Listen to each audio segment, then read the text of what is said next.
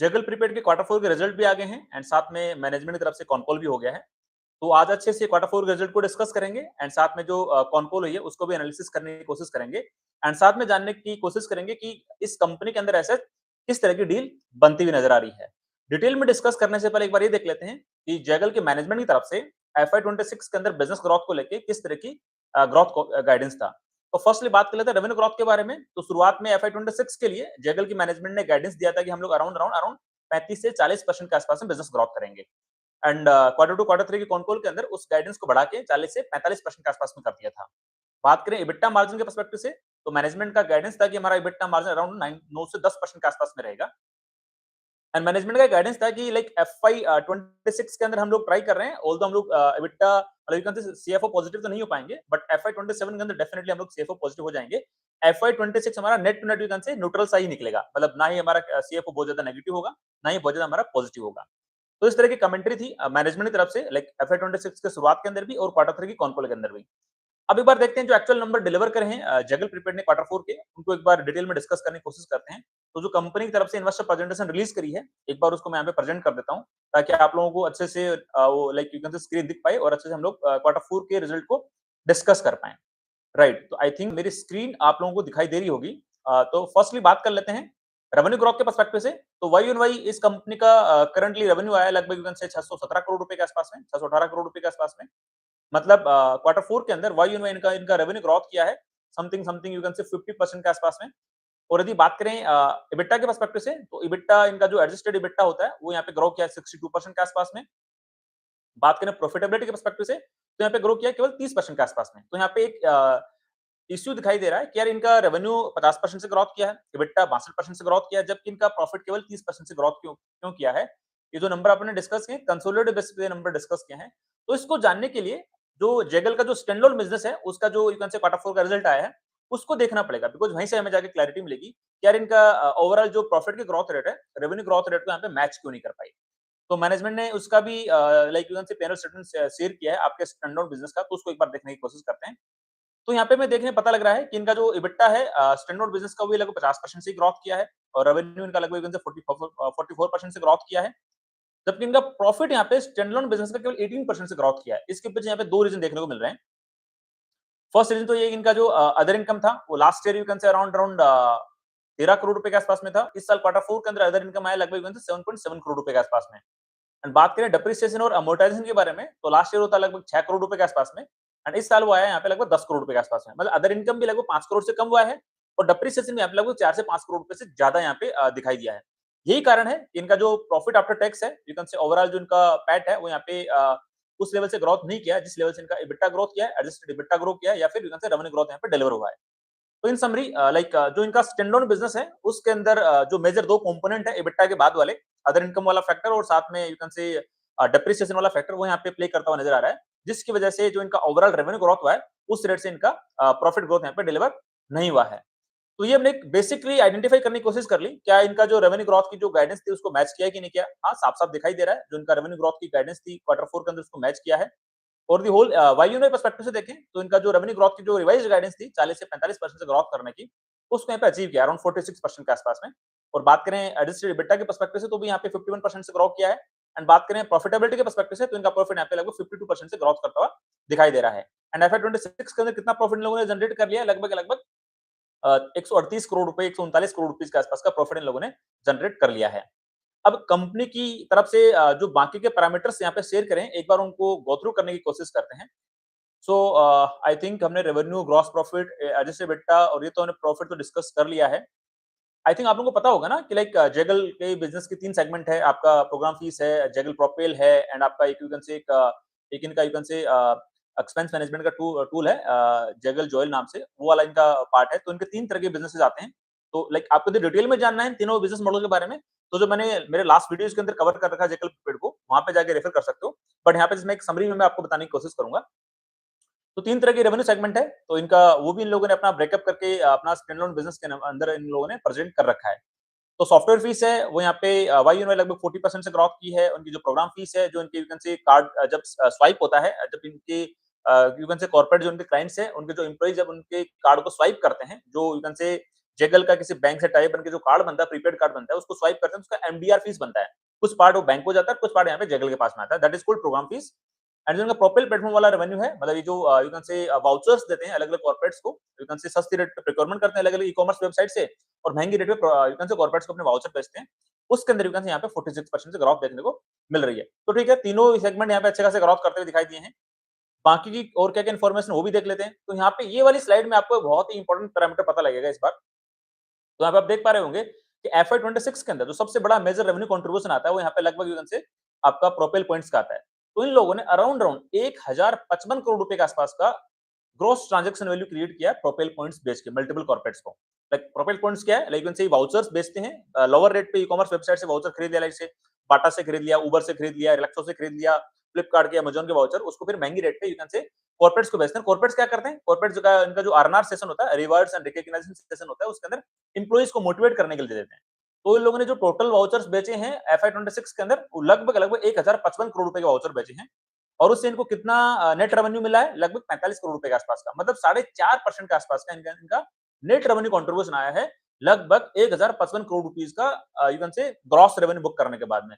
ये यहाँ पे थोड़ा मेरे को वीक पॉइंट यहाँ पे दिखाई दे रहा है। बिकॉज़ जो बाकी के दोनों पैरामीटर है, लाइक यू कैन से इनका प्रोग्राम फीस है, वो लाइक आपका 752 करोड़ रुपए का जीटीवी हुआ है, ग्रॉस ट्रांजैक्शन वैल्यू, और उससे जो इनका खुद का रेवेन्यू क्रिएट हुआ है, वो भी अच्छा खासा यहाँ पे रेवेन्यू डायरेक्ट इनके यू कैन से अच्छा खासा रेवेन्यू इनका क्रिएट हुआ है। तो पॉइंट इज़ लाइक इनका यार पॉइंट ये कि लाइक मतलब सिंपल सी बात है, जो इनका प्रोपेल पॉइंट्स वाला जो यू कैन से कंट्रीब्यूशन मार्जिन बनता है, वो बहुत कम यहाँ पे बनता हुआ दिखाई दे रहा है। साथ में इनका जो सॉफ्टवेयर फीस है, वो तो डायरेक्ट इनके बॉटम लाइन के अंदर ऐड ही हो जाता है, राइट? सो ये काइंड ऑफ हमने डिस्कस किया इनके सेगमेंट वाइज़ जो ग्रॉस रेवेन्यू बनता है, वो किस-किस तरह से इनके बॉटम लाइन के अंदर ऐड होने की कोशिश करता है। तो मेजॉरिटी कंपोनेंट टोटल जो रेवेन्यू आया है एफआई 26 का, वो समथिंग समथिंग 1900 करोड़ रुपए के से 1900 करोड़ रुपए के आसपास में आया है। और लाइक इनका आप कह सकते हो लाइक इनका जो majority of the revenue contribution आया है, वो इनके प्रोपेल पॉइंट से आया है। बाकी कुछ और पैरामीटर्स पॉइंट्स भी ओवर वो भी डिस्कस कर लेते हैं। मैनेजमेंट तरफ से कुछ आए हैं तो हाँ, कुछ इनके कैश इक्विवेलेंस नंबर भी प्रेजेंट करे हैं। तो इनका जो currently bank balance cash equivalent है, वो भी यहाँ पे अच्छा खासा दिखाई दे रहा है। Something something 100 plus 438 550 crore rupees का कैश एंड कैश इक्विवेलेंट अभी भी यहाँ पे दिखाई दे रहा है। कोई दिक्कत वाली बात नहीं है, बिकॉज़ जैसे इस कंपनी का सीएफओ नेगेटिव था, तो इन लोगों ने जो क्यूआईपी से पैसा रेज़ किया था, उसी पैसे को लोग अपने वर्किंग कैपिटल में यूज़ कर रहे थे और साथ में जो इनऑर्गेनिक एक्विजिशन कर रहे थे, वहाँ पे इस पैसे को खर्च कर रहे थे। तो ठीक है, लास्ट ईयर के कंपैरिजन अभी भी यू कैन से कैश इक्विवेलेंट इनके पास अभी भी ठीक-ठाक है। Last year something something 650 crore रुपए के आसपास में थे। इस साल लगभग यू कैन से लगभग 450-460 करोड़ रुपए के आसपास में यहाँ पे दिखाई दे रहे हैं। बाकी कुछ और पैरामीटर की बात करें तो आई थिंक ये तो हमने डिस्कस कर लिया है। लेट्स से कुछ और पैरामीटर की बात करें, तो ये रिसेंट में इनके जो यू कैन से बी2बी क्लाइंट्स जो लोग एक्वायर करते हैं, उनके बारे में कुछ डेटा दिया है। लाइक इनका जो एम्प्लॉयी एक्सपेंस मैनेजमेंट का टूल है, काफ़ी कंपनीज़ को यहाँ पे एक्वायर किया है। लाइक सेविल्स प्रॉपर्टी लिमिटेड और लाइक सीएनएस इंडस्ट्रियल, काफ़ी फेडरल बैंक, काफ़ी सारी कंपनीज़ को यहाँ पे एक्वायर किया है। और जो इनका यू कैन से जेगल जॉय प्लेटफ़ॉर्म है, जहाँ पे यू कैन से प्रोक्योरमेंट होता है, उसका यू कैन से प्लेटफ़ॉर्म प्रोवाइड कराते हैं। उसके अंदर भी यू कैन से काफ़ी सारी यहाँ पे कॉर्पोरेट्स को एक्वायर किया, इन लोगों ने ऑनबोर्ड किया है इस वाले क्वार्टर के अंदर। तो ठीक है। एंड ये majority of the kind of I think discussion हमने कर लिया। कुछ और इंपोर्टेंट फैक्टर दिखाई देता है किसी स्लाइड के अंदर, तो वो भी एक बार डिस्कस करने की कोशिश करेंगे। सो आई थिंक हमने मेजॉरिटी ऑफ द चीजें डिस्कस कर ली हैं। लेट्स सी कुछ और स्लाइड के अंदर कुछ और इंपॉर्टेंट पैरामीटर मिल जाता है, दैट्स ग्रेट। ठीक है, ठीक है। मतलब काइंड ऑफ स्पेंड मैनेजमेंट के ही आप इसको कंपनी बोल सकते हो। मेजॉरिटी ऑफ द बिकॉज़ इनका जो जॉय वाला प्लेटफ़ॉर्म है या फिर यू कैन से जो एक्सपेंस मैनेजमेंट वाला टूल है, यू कैन से इधर एम्प्लॉयी एक्सपेंस मैनेजमेंट वाला हो या फिर यू कैन से जो नॉन डायरेक्ट प्रोक्योरमेंट होते हैं, नॉन ट्रेडेबल प्रोक्योरमेंट जो होते हैं कंपनी लेवल पे, उनका यू कैन से बही खाता रखने वाला काइंड ऑफ टूल ये प्रोवाइड कराते हैं, जिससे इनका सास इनकम बनता है अलग-अलग कंपनीज़ से। I think majority of the point discuss कर लिए। ये इनके सारे यू कैन से बिज़नेस ऑफरिंग्स है, जेगल प्रोपेल, जेगल सेव, जो एम्प्लॉयी एक्सपेंस मैनेजमेंट वाला है, आरएनआर वाला हमने डिस्कस कर लिया है, लाइक प्रोपेल वाला जहाँ पे यू कैन से वाउचर्स देते हैं, जेगल जॉयर जहाँ पे यू कैन से जो नॉन ट्रेड प्रोक्योरमेंट एक करता है कोई भी कंपनी, उनका यू कैन से बही खाता बाँध सकते हो। ये बाकी कुछ और नए बिज़नेस वर्टिकल्स हैं, ये भी धीरे-धीरे यहाँ पे यू कैन से ग्रो करने हुए धीरे-धीरे नज़र आएँगे। तो आई थिंक हमने majority of the point discuss कर लिए हैं इन्वेस्टर प्रेजेंटेशन से। लेट्स मी सी कुछ और दिखाई पड़ते हैं तो ठीक है, डन है। I think majority of the point discuss कर लिए हैं, राइट। इन लोगों ने कुछ-कुछ नए-नए एक्विजिशंस करे थे, तो वो भी यहाँ पे एक ओवरव्यू दे रखा है। लाइक इनका कुछ ग्रीनएज का एक्विजिशन हुआ था, एक इनका आई थिंक रूफी नाम से एक एक्विजिशन हुआ था, लाइक वो वाला पार्ट यहाँ पे मेंशन कर रखा है। ठीक है, आई थिंक मेजॉरिटी में डिस्कस मेजरली डिस्कस कर लिया है क्वार्टर 4 के बिज़नेस पर्सपेक्टिव से। अब एक बार समराइज़ कर लेते हैं चीज़ों को, overall you can say summarise करने की कोशिश कर लेते हैं एक बार, किस तरह से इनके नंबर्स यहाँ पे दिखाई पड़ते हुए नज़र आ रहे हैं। एंड साथ में फिर जो कॉनकोल का पार्ट है, उसको भी एक बार हम लोग यहाँ पे डिस्कस करने की कोशिश करेंगे, राइट। समरी आप ये कह सकते हो कि जैगल प्रीपेड की मैनेजमेंट तरफ से जो रेवेन्यू ग्रोथ गाइडेंस था एफवाई 26 को लेके अराउंड पहले 30 35 से 40% था, उसको बढ़ा के 40 से 45% कर दिया था। वो तो अचीव कर लिया, कोई दिक्कत वाली बात नहीं है। बात कर लेते हैं एबिटा मार्जिन के पर्सपेक्टिव से, तो इनका जो ओवरऑल एबिटा मार्जिन की गाइडेंस थी लगभग 10% के आसपास में, उसको भी अचीव कर लिया, उसमें कोई दिक्कत नहीं है। बात करते हैं लाइक इनका जो सीएफओ न्यूट्रल होने वाले पार्ट पे, तो वो यहाँ पे यू कैन से एफवाई 26 के अंदर इनका जो स्टैंड अलोन बेसिस पे जो नेट सीएफओ दिख रहा है, वो लगभग उनसे -6 करोड़ का, मतलब सीएफओ लेवल पे भी ये लोग पहले नेगेटिव हुआ करते थे, अभी you can say neutral side पे पहुंचने की कोशिश कर रहे हैं, राइट। हाँ, एफआई 25 में कुछ आप देखोगे कि इनका सीएफओ पॉजिटिव था, वो सीएफओ एक्चुअल पॉजिटिव नहीं था, वो कुछ अदर इनकम के कारण यहाँ पे दिखाई दे रहा था, बट वो एक्चुअल सीएफओ पॉजिटिव वहां पे नहीं था। अब ये अपने काइंड ऑफ यू कैन से बिजनेस नंबर के बारे में डिस्कस किया कि क्वार्टर 4 इनका कैसा गया, एफआई 26 इनका कैसा गया, बट ये सब कुछ पास हो चुका है। अब एक बार कॉनकोल के मेजर हाइलाइट्स डिस्कस करने की कोशिश करते हैं कि मैनेजमेंट ने कॉनकोल के अंदर क्या बोला है और आगे किस तरह से अपने बिजनेस की विजिबिलिटी दी है। तो सबसे पहले हमें 3-4 विजिबिलिटी जो पिछले कॉनकोल से मैनेजमेंट देता आया है। फर्स्ट विजिबिलिटी क्या थी? हम लोग कंसिस्टेंटली नेक्स्ट कुछ सालों में लगभग 1 से 35% के आसपास हम धंधा ग्रोथ कर सकते हैं। साथ में मैनेजमेंट की गाइडेंस थी कि अराउंड नेक्स्ट 4 टू 5 इयर्स के बाद हमारा जो एबिटा मार्जिन है वो 14 टू 15% के आसपास चला जाएगा। ये मेजॉरिटी ऑफ द दो गाइडेंस थे एंड साथ में क्वार्टर 3 के कॉनकॉल में मैनेजमेंट ने बोला था कि एफआई 27 से हमारा सीएफओ हमेशा पॉजिटिव दिखाई देगा। तो मेजॉरिटी ऑफ द 3-4 गाइडेंसेस थी अपकमिंग बिजनेस ग्रोथ के पर्सपेक्टिव से। तो एक बार देखने की कोशिश करते हैं कि मैनेजमेंट ने जो-जो अपना कॉनकॉल में पॉइंट्स अपने बताए हैं, उनको एक बार मैं मेजॉरिटी ऑफ द डिस्कशन आपके साथ में कर लेता हूँ। जो पुराने गाइडेंसेस थे क्या उसके अंदर कुछ वेरी किया है क्या? कुछ चेंज तो नहीं हुआ ना? वो भी आपको मैं यहाँ पे बताने की कोशिश करता हूँ। तो ठीक है, मतलब फर्स्ट मैनेजमेंट का कहना था कि हम लोगों ने एफआई 26 के अंदर एक्विजिशन किए हैं, 2 इनऑर्गेनिक एक्विजिशन किए हैं जो हमने ऑलरेडी डिस्कस कर लिए हैं। एंड जो हमारे जो एक्विजिशन किए हैं वो भी अराउंड 40 से 50% के आसपास धंधा ग्रोथ कर रहे हैं, उसमें कोई दिक्कत नहीं है। बात करें एफआई 27 के गाइडेंस के पर्सपेक्टिव से, तो वही इन लोगों ने बोला कि स्टैंड अलोन हमारा बिजनेस है वो 25 से 30% से ग्रोथ करेगा। ओवरऑल हमारा रेवेन्यू 35 से 40% से ग्रोथ करेगा। अच्छी बात है जी। अब यहाँ पे एक दिक्कत आ रही है, कैच क्या आ रहा है? इन लोगों ने एबिटा मार्जिन की गाइडेंस देने से यहाँ से मुकर गए हैं एफआई 27 के लिए। दिक्कत क्या है वो मैं आपको बताता हूँ। इन लोगों ने कंपनी एक्वायर करी है डीआईसी डाइस नाम से। अब हो क्या रहा है, मतलब समथिंग 107 करोड़ रुपीस का ट्रांजैक्शन हुआ था कंपनी की तरफ से, जो इनका क्यूआईपी का पैसा था उसके थ्रू एक इनऑर्गेनिक एक्विजिशन किया था। अब हुआ क्या, जो डाइस जो कंपनी थी उसके अंदर यू कैन से सॉफ्टवेयर इंजीनियर्स थे, उनकी कॉस्ट बहुत ज्यादा है। तो मैनेजमेंट बोल रहा है कि इसको हम लोग एफवाई 27 के अंदर हमारे जो कोर स्टैंडअलोन बिजनेस है जेगल का, उसके साथ इंटीग्रेट करने की कोशिश करेंगे। तो उससे कितना खर्चा बढ़ेगा, ये हमें 2-3 महीने के बाद ही पता लग पाएगा। तो हम लोग जो यू कैन से एक्चुअली एबिटा मार्जिन क्या रहेगा हमारा एफवाई 27 का, वो हम लोग 2-3 महीने के बाद ही आपको यहाँ पे बता पाएंगे। आई थिंक यू कैन से क्वार्टर 1 का जो रिजल्ट आएगा एफवाई 27 का, उसका जो कॉन कॉल होगी शायद उसी के अंदर बता पाएंगे। तो ये एक पॉइंट यहाँ पे मेरे को मिस लगा और यहाँ पे दिख रहा साफ-साफ, बिकॉज़ मैनेजमेंट का कहना था कि लास्ट ईयर एफवाई 25 के अंदर जो कॉस्ट गया था, जो डाइस जो कंपनी एक्वायर करी उसके अंदर खर्चा गया था लगभग 10 करोड़ रुपए के आसपास का। ऑल्दो तब तक इंटीग्रेट नहीं हुआ था, बट अभी जैसे इंटीग्रेट कर लेंगे, और मैनेजमेंट का कहना है कि एफवाई 26 के अंदर खर्चा ज्यादा गया है बिकॉज़ एम्प्लॉयी काउंट बढ़ गया था डाइस के अंदर। तो ये एक्सपेक्टेड है कि इनका ओवरऑल यू कैन से जो डाइस का जो खर्चा होगा, बिकॉज़ डाइस जो कंपनी है अभी प्रॉफिटेबल भी नहीं है, और प्रॉफिटेबल नहीं है तो उनको खर्चा करना पड़ेगा खुद की बैलेंस शीट से ही। तो एक्सपेक्टेड है कि इस डाइस जो उन्होंने कंपनी एक्विजिशन करी है, यू कैन से इनऑर्गेनिक एक्विजिशन किया है, उसमें मे बी 15-20 करोड़ का खर्चा हो सकता है। तो देयर इज पॉसिबिलिटी एफवाई 27 के अंदर, अगेन मैं रिपीट कर रहा हूँ कि जो नई यू कैन से कंपनी एक्वायर करी, इनऑर्गेनिक एक्विजिशन किया है, 100% एक्वायर करी है, एसेट्स के साथ में एक्वायर करा है, आईपी पूरा राइट्स एक्वायर किया है, एम्प्लॉइज को भी डायरेक्टली एक्वायर कर लिया है। उस केस के अंदर एफआई 26 के अंदर इनका जो स्टैंडअलोन बिजनेस होगा, उसके एबिटा मार्जिन के अंदर प्रेशर दिखाई दे सकता है। ये चीज आप ध्यान में रखना, अपनी जो भी आप कैलकुलेशन कर रहे हो उसके अंदर ये चीज बिल्कुल ध्यान में रखना। बात कर लेते हैं बाकी के और यू कैन से पॉइंट्स के बारे में। तो ऑब्वियसली बात उन्होंने करी कि हमारा कैश फ्लो यू कैन से एफआई 27 से पॉजिटिव दिखाई देने लग जाएगा। एंड यदि उन्होंने ये भी बताया कि जो हमारा सॉफ्टवेयर जो इनकम आता है हमारा टोटल रेवेन्यू का 2% के आसपास में है। बट पॉइंट ये जो ये उन्होंने उन्होंने क्यों बताया, बिकॉज़ काफ़ी एनालिस्ट पूछ रहे थे कि जो एआई का इम्पैक्ट आया है उससे आपका सॉफ्टवेयर फीस किस तरह से वेरी कर सकता है। उन्होंने ये तो बोल दिया कि हमारा सॉफ्टवेयर फीस टोटल रेवेन्यू का 2% के आसपास में है। बट जो भी सॉफ्टवेयर फीस आता है कंप्लीटली इनके यू कैन से ग्रॉस रेवेन्यू में, मतलब यू कैन से नेट रेवेन्यू के अंदर ऐड होता है। जबकि प्रोपेल वाला जो 1000 करोड़ का आप रेवेन्यू कर रहे हो, उसमें से आपका नेट रेवेन्यू कितना बनता है? 45 करोड़ रुपए के आसपास में। समझ रहे हो मेरी बात? तो वो वाला पॉइंट यहाँ पे देखना पड़ेगा कि यार इनका जो दिक्कत है, मतलब जो ऑल्दो बोलने को तो बोल रहे हैं कि हमारा हमारा सॉफ्टवेयर फीस से या फिर सास वाले बिज़नेस से कम रेवेन्यू आता है, बट आपका नेट रेवेन्यू में डायरेक्ट ऐड हो जाता है। तो ऑल्दो इनका यू कैन से ओवरऑल रेवेन्यू का 2% का पार्ट है, बट नेट रेवेन्यू का अच्छा खासा कंट्रीब्यूट करता है इनका सॉफ्टवेयर फीस वाला पार्ट, तो वो भी आपको ध्यान में रख के चलना पड़ेगा। और हाँ, एक और चीज़ मैनेजमेंट से पूछेगी कि आपका जो प्रोपेल वाला बिज़नेस सेगमेंट है, उसके अंदर क्वार्टर 3 के अंदर आपका EBITDA margin something you can से लगभग 10% के आस-पास में था। जबकि क्वार्टर 4 के अंदर वो गिर के 4.5% क्यों हो गया? तो मैनेजमेंट का कहना था कि हमारा जो एक इनिशिएटिव है कि हम लोग यू कैन से कैश फ्लो पॉजिटिव रखना चाहते हैं ऑपरेशन वाला, सीएफओ पॉजिटिव रखना चाहते हैं। तो उस वाले एंगल से हम लोग ज़्यादा काम कर रहे हैं। तो जो हमारा बैड रेवेन्यू था, जहाँ पे हमारे हाई रिसीवेबल डेज़ बन रहे थे, मतलब जहाँ पे लेट्स से हमने प्रोपेल पॉइंट्स यू कैन से वाउचर्स किसी कॉर्पोरेट को दिए, कॉर्पोरेट बोल रहा था हम लोग 5 महीने बाद में आपको पेमेंट करेंगे 8 महीने बाद में पेमेंट करेंगे। तो उस वाले जगह पे हमने क्या नेगोशिएट किया है कि आप चाहे भले ही हमें मार्जिन कम दे दो, बट हमें पेमेंट जल्दी कर दो ताकि हमारा सेफ और पॉजिटिव हो सके। तो एक new initiative, new strategy management यहाँ पे देख रही है कि मार्जिन से लेट्स से यहाँ पे कॉम्प्रोमाइज करने पे उतर आ गया है अपने सीएफओ को पॉजिटिव करने के लिए।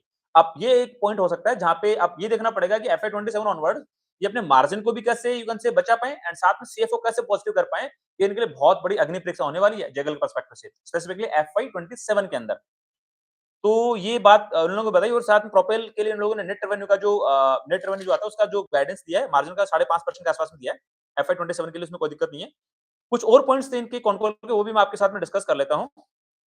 अगेन मतलब लाइक इनका जो हमने डिस्कस कर लिया, सीएफओ नेगेटिव था, डाइस एम्प्लॉयी कॉस्ट बढ़ जाएगी जिससे इनका एबिटा मार्जिन में भी हिट कर सकता है एफवाई 27 के अंदर। साथ में लोगों ने यू कैन से जो मैनेजमेंट का पहले गाइडेंस हुआ करता था कि हर साल हम लोग 100 बेसिस पॉइंट के आसपास का एबिटा मार्जिन इंप्रूव करते रहेंगे।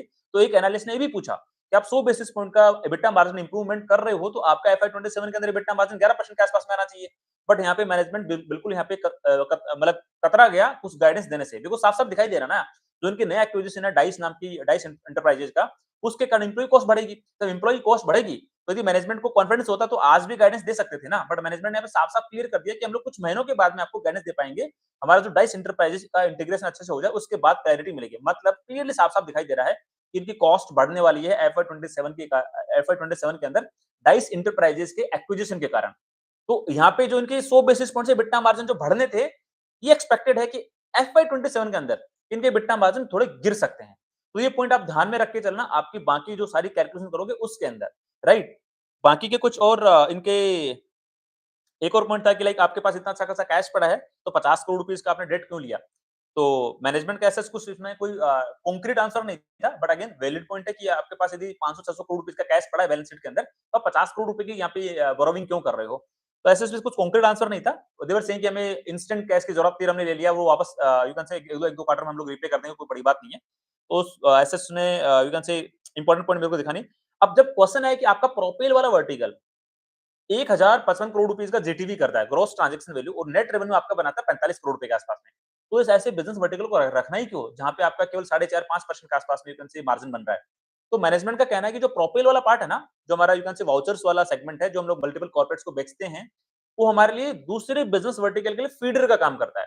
मतलब अराउंड अराउंड इन लोग बताया कि 3 साढ़े 3 4,000 के आसपास इनके कॉर्पोरेट्स हैं, जहाँ पे यू कैन से जब ये लोग वाउचर बेचते हैं, तो यू कैन से उनको दूसरे प्रोडक्ट भी क्रॉस सेल कर सकते हैं। लाइक आपका एक्सपेंस मैनेजमेंट वाला पार्ट, आपका यू कैन से इनडायरेक्ट प्रोक्योरमेंट का जो यू कैन से फाइनेंस मैनेजमेंट करने वाला पार्ट, या फिर जो भी इनके यू कैन से प्रीपेड कार्ड को बेच सकते हैं। तो मतलब मैनेजमेंट का कहना है साफ-साफ कि यार ठीक है, प्रोपेल से हमारा कम यू कैन से मार्जिन यहाँ पे बनता है, बट क्रॉस सेल करके हमारे दूसरे प्रोडक्ट बेच के वहाँ पे हम लोग हमारा जो एक्चुअल एबिटा मार्जिन होता है 9 से 10% का, उसको अचीव करने की कोशिश करते हैं। मान ली बात आपकी अच्छी बात है, बट अगेन मैनेजमेंट का कहना है कि हम लोग प्रोपेल के अंदर भी अभी वही बिज़नेस को टारगेट करने की कोशिश कर रहे हैं, जहाँ पे हमारा यू कैन से हाई रिसीवेबल डेज़ भी ना बने, हाई रिसीवेबल्स भी क्रिएट ना हो, एंड साथ में मतलब यू कैन से आपका यू कैन से सीएफओ पॉजिटिव भी बन पाए। बिकॉज़ आपको भी पता है जेगल प्रीपेड एक बी2बी कंपनी है, ये कॉर्पोरेट के साथ में काम करता है। तो और कॉर्पोरेट के ऐसे टॉप लाइन को ग्रो कराने में कोई भी कंट्रीब्यूशन नहीं होता जेगल प्रीपेड का। तो जेगल प्रीपेड को कोई भी कॉर्पोरेट यहाँ पे यू कैन से सीरियस क्यों ही लेगा? उसका पेमेंट हमेशा टालने की कोशिश करेगा कि ठीक है आज दे रहे हैं, 1 महीने बाद देंगे, 15 दिन बाद में देंगे। तो ये दिक्कत यहाँ पे जेगल को हमेशा झेलनी पड़ेगी, because it's a B2B company और बड़े-बड़े कंपनी के साथ काम करते हैं, लाइक यू कैन से फेडरल बैंक, अलग-अलग जो हमने कंपनीज डिस्कस करी उनके साथ में। तो यार उनको ऐसे जो उनकी टॉप लाइन ग्रोथ करने में आप कोई कंट्रीब्यूट कर नहीं रहे हो ना, तो फिर आपकी बात को सीरियस उतना नहीं लिया जाएगा, जितना यदि कोई ऐसा यू कैन से बी2बी सर्विस प्रोवाइडर है जो डायरेक्टली आपके टॉप लाइन में आपके बिज़नेस में कंट्रीब्यूट कर रहा है। हाँ, ये लोग यू कैन से कॉस्ट ऑप्टिमाइज़ करने में काम कर रहे हैं, यू कैन से एम्प्लॉयी मैनेजमेंट के पर्सपेक्टिव से काम कर रहे हैं, और जो प्रोपेल वाला पार्ट है यू कैन से एम्प्लॉयी अर्नर जो होता है उसके अंदर यू कैन से वाउचर्स जो डिस्ट्रीब्यूट करते हैं उसके अंदर एक सपोर्ट यू कैन से एक सपोर्ट सिस्टम बनने किसी कॉर्पोरेट के लिए टॉप लाइन के अंदर direct you can say addition नहीं कर रहे हैं। तो यही कारण है, मतलब कॉर्पोरेट जो बड़े-बड़े कंपनीज हैं वो क्यों ही सीरियस लेंगे जगल प्रीपेड को। तो एक नेगेटिव पॉइंट यहाँ पे दिखाई देता है। तो मैनेजमेंट का कहना था कि हमारा जो प्रोपेल वाला वर्टिकल है उसके कारण यू कैन से मोटा-मोटी यू कैन से हम दूसरे प्रोडक्ट हमारे क्रॉस सेल कर पाते हैं, बिकॉज़ दूसरे प्रोडक्ट के अंदर हमारा एबिटा मार्जिन ज्यादा होता है। और प्रोपेल वाले के अंदर हमारा मार्जिन लगभग 4.5-5% के आसपास में होता है, बट ये हमें सपोर्ट करता है दूसरे बिजनेस वर्टिकल को यहाँ से इंप्रूव कराने के अंदर, ग्रोथ कराने के अंदर। तो ये मेजॉरिटी ऑफ द पॉइंट था और कुछ 1-2 पॉइंट और रहेंगे तो वो भी डिस्कस कर लेते हैं। डाइस एम्प्लॉयी एक्सपेंस हमने ऑलरेडी डिस्कस कर लिया। लगभग 15-20 करोड़ के आसपास का एक्सपेंस पड़ने वाला है इनका, जो डाइस एंटरप्राइजेज का जो एक्विजिशन कर रहे हैं, यू कैन से एक्विजिशन कर लिया है और उसको इंटीग्रेट कर रहे हैं अपने जगल प्रीपेड के कोर स्टैंडअलोन बिजनेस के अंदर, वो भी डिस्कस हमने कर ही लिया है। ठीक है, तो इन ऑल्दो मैनेजमेंट ने साफ-साफ बोला है कि नियर टर्म के अंदर FY 27 के अंदर मे बी हमारा मार्जिन की क्लैरिटी हम लोग 1-2 मतलब 3-4 महीने के बाद ही दे पाएँगे, बट वो एक्सपेक्टेड है। यदि मार्जिन में इनको क्लैरिटी होती, लेट्स से 10% का 11% हो रहा होता, तो आज ही बता देते। इसका मतलब कहीं न कहीं मैनेजमेंट को भी डाउट है कि यार हमारा EBITDA मार्जिन लेट्स से कम ना हो जाए, लाइक 7%, 8% ना हो जाए, बिकॉज़ ऐसा होता है और यदि उन्होंने फॉल्स गाइड कर दिया मार्केट को कि लेट्स से हमारा EBITDA मार्जिन 11% रहेगा, लेट्स से 7 टू 8% डिलीवर हो क्वार्टर 1 के क्वार्टर 2 के अंदर, तो मार्केट यहाँ पे नेगेटिव ले लेगा। तो इसलिए मैनेजमेंट ने यहाँ पे साफ-साफ यू कैन से EBITDA मार्जिन देने से अवॉइड किया, मतलब बिल्कुल मना ही कर दिया कि हम लोग अभी EBITDA मार्जिन गाइडेंस नहीं दे रहे हैं। मतलब नियर टर्म के अंदर इनके EBITDA मार्जिन पे डेफिनिटली प्रेशर रहेगा। ऑल्दो मैनेजमेंट ने स्टिल बोला है कि जो हमारा लॉन्गर टर्म का जो EBITDA मार्जिन की जो गाइडेंस है कि 5-6 साल के अंदर हम लोग लाइक 14 टू 15% का EBITDA मार्जिन अचीव करना चाह रहे हैं, उसको डेफिनिटली हम लोग यहाँ पे अचीव कर लेंगे। तो ये काइंड ऑफ हमने यू कैन से जगल प्रीपेड के क्वार्टर 4 के रिजल्ट को भी डिस्कस किया, FY 26 कैसा गया उसको भी डिस्कस किया एंड साथ में मैनेजमेंट की जो लेटेस्ट कॉन कॉल हुई है, उसके क्या-क्या मेजर हाइलाइट्स हैं, उनको भी डिस्कस कर लिया है। अब डिस्कस करने की कोशिश करते हैं कि यार यहाँ पे किस तरह की डील बनती नजर आती है। तो मोटा-मोटी जगल प्रीपेड का अभी करंटली आई थिंक क्वार्टर 4 का रिजल्ट आने के बाद में आई थिंक पी रेशियो बनता है आई थिंक 26 समथिंग के आसपास में। एक बार फिर से चेक कर लेता हूँ लाइक इनका क्वार्टर 4 के रिजल्ट के बाद में किस तरह यस सॉरी 29 के आसपास का इनका पी रेशियो बनता हुआ दिखाई दे रहा है। Something something right yes. तो अब बात करते हैं देखो यार ठीक है FY 27 के अंदर एक्सपेक्टेड है कि इनका रेवेन्यू ग्रोथ तो हो जाएगा 35% के आसपास में 40% के आसपास में, उसमें दिक्कत मेरे को नहीं लग रही है। बात करते हैं प्रॉफिट इनका किस रेट से ग्रो करेगा। तो मेरे को यहाँ पे डाउट आ गया कि इनका जो अराउंड अराउंड 20 से करोड़ रुपीस के आसपास में एक्स्ट्रा एक्सपेंस पड़ने वाला है डाइस इंटरप्राइजेज की जो एम्प्लॉई लोग एक्वायर कर रहे हैं उनको सैलरी के रूप में एक्सपेंस देने के लिए। तो इनका may be EBITDA margin dent हो सकता है FY 26 के अंदर सॉरी FY 27 के अंदर। तो एक्सपेक्टेड है मे बी इनका EBITDA मार्जिन थोड़ा कम हो, मे बी 7% 8% के आसपास में हो। तो इट मीन इनका प्रॉफिट की ग्रोथ रेट इनके रेवेन्यू की ग्रोथ रेट के इक्विवेलेंट नहीं होगी FY 27 के अंदर। तो यदि मैनेजमेंट बोल रही है 35 से 40% से यू कैन से रेवेन्यू ग्रोथ करने का, तो मैं मान के चल रहा हूँ कि FY 27 के अंदर ये company around around you can से 20-25% के आसपास में प्रॉफिट की ग्रोथ डिलीवर कर सकती है। अज्यूम कर रहा हूँ। अगेन किस तरह से होगा वो किस रेट से प्रॉफिट ग्रोथ डिलीवर करेगा वो डिसाइड करेगा कि इनका EBITDA margin quarter 1 quarter 2 FY 27 में किस तरह से बन के निकलता है।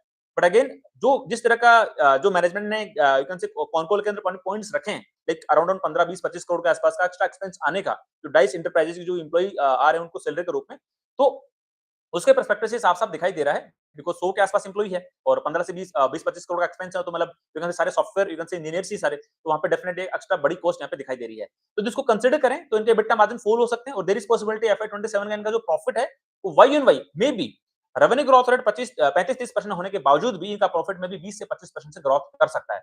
इसका मतलब FY 27 का इनका फॉरवर्ड पैट अमाउंट क्या हो सकता है? अभी आई थिंक 139 करोड़ रुपीस के आसपास का आया है। तो FY 27 का एक्सपेक्टेड इनका यू कैन से प्रॉफिट हो सकता है लेट्स से 20% की ग्रोथ करते हैं तो मोटा-मोटी यू कैन से 165 करोड़ रुपीस के आसपास का इनका प्रॉफिट अमाउंट हो सकता है। उसके बेसिस पे इसका फॉरवर्ड पी रेशियो यदि हम लोग कैलकुलेट करने की कोशिश करें, करंट जो इसकी मार्केट कैप है उसके अंदर यदि FY 27 का एक्सपेक्टेड प्रॉफिट अमाउंट का डिवाइड करें, तो इसका फॉरवर्ड पी रेशियो कितना बनेगा? समथिंग समथिंग यू कैन से 25 26 के आसपास में राइट? यदि बात करें फॉरवर्ड पैग रेशियो के पर्सपेक्टिव से, तो इनका जो फॉरवर्ड पी रेशियो आ रहा है लगभग 25-26 के आसपास में, उसके अंदर बिजनेस ग्रोथ का डिवाइड करना पड़ेगा। फॉरवर्ड पी रेशियो आपका 25-26, बिजनेस ग्रोथ आपकी लगभग 35 से 40% के आसपास में। तो इसका फॉरवर्ड पैग कितना बनेगा? आई थिंक 25 बटे में यदि मैं 35 का डिवाइड करता हूँ, तो इनका फॉरवर्ड पैग बनता है समथिंग समथिंग 0.7 आई थिंक 8 के आसपास में। लाइक 0.7 के आसपास कंसीडर कर सकते हो। तो आप ये देखो, जेगल प्रीपेड एक ऐसी कंपनी है, ऐसी फिनटेक कंपनी है जो B2B सेगमेंट में काम करती है, मल्टीपल कॉर्पोरेट्स को अपनी सर्विस देती है एंड इनके हाई रिसीवेबल्स क्रिएट होते हैं। ऑल्दो मैनेजमेंट का टारगेट है कि FY 27 के अंदर ये लोग CFO पॉजिटिव बना ले, that is good thing, but again EBITDA margin में प्रेशर दिखाई यहाँ पे पड़ सकता है FY 27 के अंदर, जो लॉजिक मैंने आपको डिटेल के अंदर यहाँ पे डिस्कस भी कर लिया है। तो यू कैन से एक B2B कंपनी, एक B2B फिनटेक प्लेयर जो यहाँ पे यू कैन से 35-40% से अपना रेवेन्यू ग्रोथ कर सकता है FY 27 के अंदर, बट यू कैन से प्रॉफिटेबिलिटी के पर्सपेक्टिव से उसका स्टॉक करंट यू कैन से 0.7 0.8 के फॉरवर्ड प्राइस रेशियो के आसपास में ट्रेड करता हुआ दिखाई दे रहा है। तो यू कैन से जो हमारे एक बेसिक क्राइटेरिया होते हैं लाइक B2B बिजनेसेस को लेके, यार उनका हम लोग फर्स्टली चेक करते हैं कि इनका CFO पॉजिटिव हो रहा है कि नहीं हो रहा है, बिकॉज़ बुल मार्केट के अंदर तो कोई नहीं देखता है कि CFO पॉजिटिव है कि नहीं है। आप देखो ना लाइक आपका यू कैन से 2024 की जो रैली थी 2023 मिड में स्टार्ट हुई थी, 2024 यू कैन से सितंबर तक चली थी, उसके अंदर कौन से B2B बिजनेसेस के CFO देखे जा रहे थे? किसी भी कंपनी का नाम ले लो, स्काई गोल्ड का नाम ले लो, जेगल का नाम ले लो, केन्स टेक्नोलॉजी का नाम लो, किसी भी कंपनी का नाम ले लो। जिन कंपनीज का CFO पॉजिटिव भी नहीं थे, उन कंपनीज को मार्केट यू कैन से बहुत हाई पी रेशियोज दे रहा था। मतलब बुल मैं क्या कहना क्या चाहता हूँ, बुल मार्केट के टाइम पे कोई नहीं देखता कि सीएफओ पॉजिटिव है कि नहीं है। पर जब मार्केट रिवर्स होता है, इकोनॉमी थोड़ी ट्रबल में आती है, बियर मार्केट आता है हमारी इक्विटी मार्केट के पर्सपेक्टिव से, उस टाइम पे कंपनी को ठोक पीट के बजा के देखा जाता है कि इसका सीएफओ पॉजिटिव है कि नहीं है। तो जो लोग बोलते हैं ना कि क्यों देखें हम सीएफओ पॉजिटिव है कि नहीं है। ठीक है, मत देखो बुल मार्केट के में नहीं देखते हैं, कोई नहीं देखता। बुल मार्केट के अंदर प्रॉफिट आया, ठीक है 50% प्रॉफिट ग्रोथ ग्रोथ हो गया, 50% रेवेन्यू ग्रोथ हो गया, स्टॉक को भगा दिया जाएगा 10-15% ऊपर।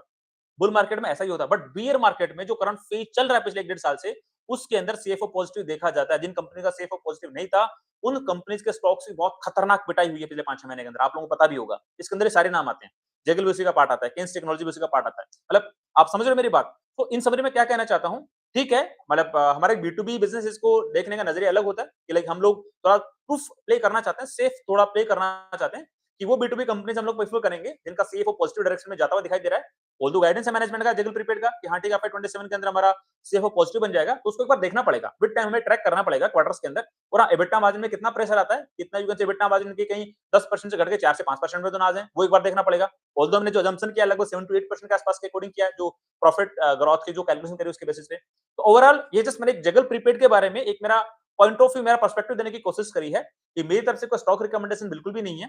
आप लोग अपनी खुद की रिसर्च करना, खुद का एनालिसिस करना एंड जो आपके इन्वेस्टमेंट एडवाइजर हैं उनसे डिस्कस करके डिसाइड करना कि आपको इस कंपनी के साथ क्या डिसाइड करना है, अपनी वॉच लिस्ट में ऐड करना है या फिर ऐड नहीं करना है। बिकॉज़ मैं बारी-बारी से आप लोगों को बोलता रहता हूँ कि I am not a SEBI registered research analyst, I am not a SEBI registered investment adviser, so I am not authorised to give any stock recommendations. मेरा बस केवल इतना ही इंटेंट होता है कि मैं आप लोगों को इतना सिखा दूं, इतना समझा दूं कि आप लोग भी अच्छे से सीख के as a independent growth investor बन के खुद के पोर्टफोलियो के डिसीजन इंडिपेंडेंटली खुद से ले सकें।